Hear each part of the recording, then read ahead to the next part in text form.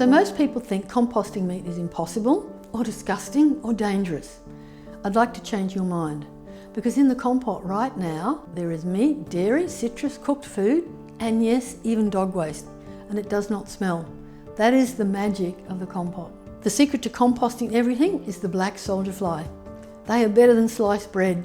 They are not pests, they don't bite, they don't infest your homes. Their larvae are the most efficient composting organism on the planet. They eat meat, citrus, onions, oil, dairy, cooked food, everything worms won't touch. And they do it fast, much faster than worms. Worms are brilliant, I love worms. But the worm farm has rules. No meat, no dairy, no citrus, no onion. Black soldier flies, they have no rules. Chicken bones in, yogurt in, crab shells, oysters, absolutely anything you can think of. Can you have both? Yes, totally up to you. As I add my scraps, I add the wastewater. This water starts the decomposition process by fermenting your scraps, and it costs you nothing. It is any wastewater you are wasting down the drain. Let it sit for at least 3 days if you can, but this part you have to work out what works for you in your garden and your kitchen.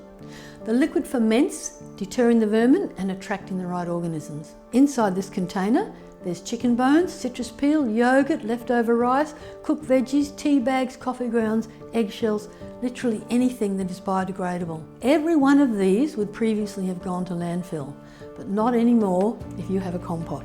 In my next video, I'm opening a compot I haven't touched for 10 weeks. I'll show you exactly what's inside and what your garden gets from it. Subscribe so you don't miss it. See you next time.